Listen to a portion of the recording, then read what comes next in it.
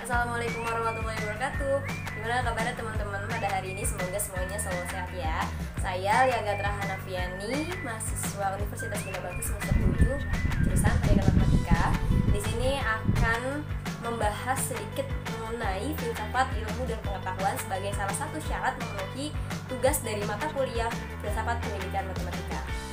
Baik, kita akan membahas mengenai filsafat terlebih dahulu. Apa sih filsafat itu? Mungkin teman-teman juga sudah belajar ya mengenai pengertian filsafat. Filsafat ditinjau secara etimologis atau secara kebahasaan, yaitu filsafat dari bahasa Arab falsafah, dari bahasa Inggris filosofi, dan dari bahasa Yunani yaitu filosofia. Nah, dari bahasa Yunani ini mengandung dua kata. Yang pertama yaitu philein, artinya cinta, dan sophia, artinya kebijaksanaan. Dengan kata lain, filsafat dapat diartikan yaitu cinta kebijaksanaan, atau dapat diartikan yaitu adalah cinta kebenaran sehingga seseorang dapat bijaksana. Baik, selanjutnya kita tinjau dari terminologi.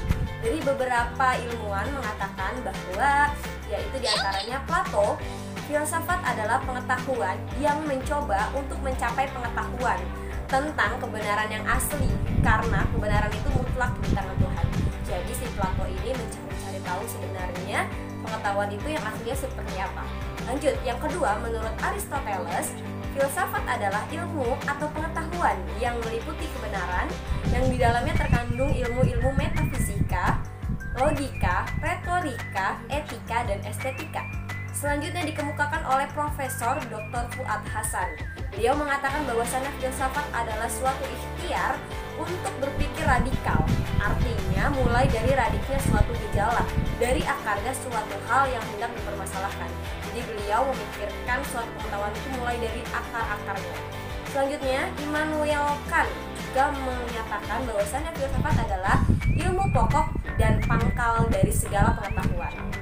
Yang terakhir yaitu dari René Descartes. Filsafat adalah ilmu atau pengetahuan tentang hakikat bagaimana alam maupun yang sebenarnya. Menurut teman-teman, filsafat seperti apa sih? Kalau tadi kita sudah membahas mengenai filsafat, sekarang kita masuk ke ciri-ciri filsafat. Ciri-ciri filsafat di sini ada 3. Yang pertama menyeluruh, yang kedua mendasar, yang ketiga spekulatif. Menyeluruh artinya pemikiran yang luas karena tidak membatasi diri dan tidak hanya ditinjau dari satu sudut pandang tertentu, ya.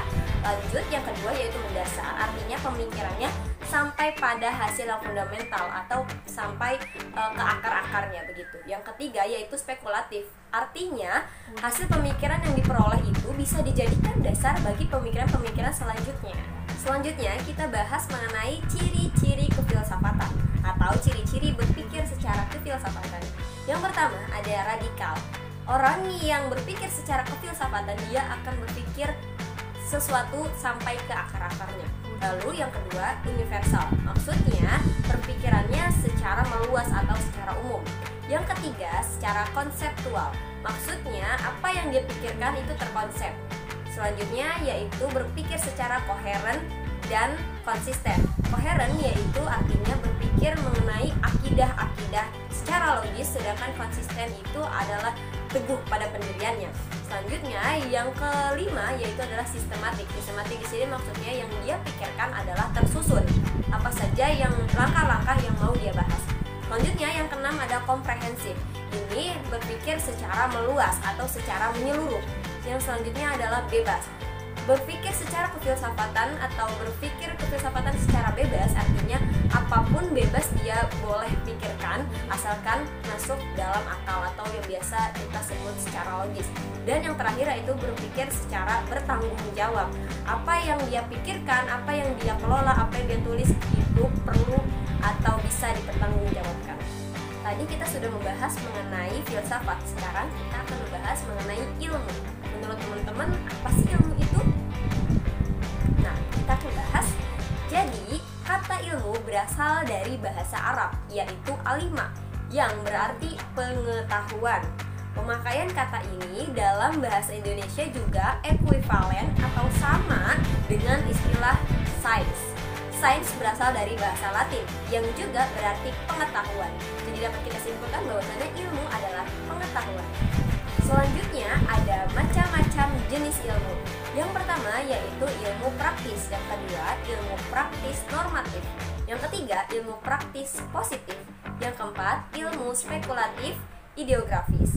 Yang kelima, ilmu spekulatif nomotetis. Dan yang terakhir yaitu ilmu spekulatif teoritis. Teman-teman bisa cari tahu lebih lanjut mengenai jenis-jenis ilmu di atas ya. Nah, pembahasan selanjutnya kita masuk ke dalam pengertian pengetahuan. Teman-teman, tahu nggak sih apa pengertian dari pengetahuan? Tadi kita sudah bahas sebelumnya bahwasanya ilmu adalah pengetahuan. Sekarang kita akan membahas sebenarnya apa sih dimaksud dengan pengetahuan. Secara etimologis, pengetahuan berasal dari kata dalam bahasa Inggris yaitu knowledge. Menurut Dr.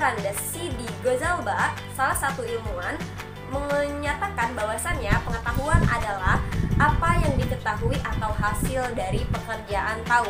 Pekerjaan tahu tersebut adalah hasil dari kenal, sadar, insaf, mengerti, dan pandai. Nah, teman-teman sudah tahu kan sekarang bahwasannya pengetahuan adalah hasil dari rasa tahu. Baik, selanjutnya yaitu jenis-jenis pengetahuan. Menurut Burhanuddin Salam, beliau mengumumkakan bahwasannya pengetahuan yang dimiliki manusia sebenarnya ada 4. Yang pertama yaitu pengetahuan biasa. Pengetahuan biasa ini pengetahuan yang sudah diketahui oleh banyak orang. Misalkan, kita tahu bahwasannya gula rasanya manis, betul? Garam rasanya asin. Semua orang pun mengakui bahwasannya begitu.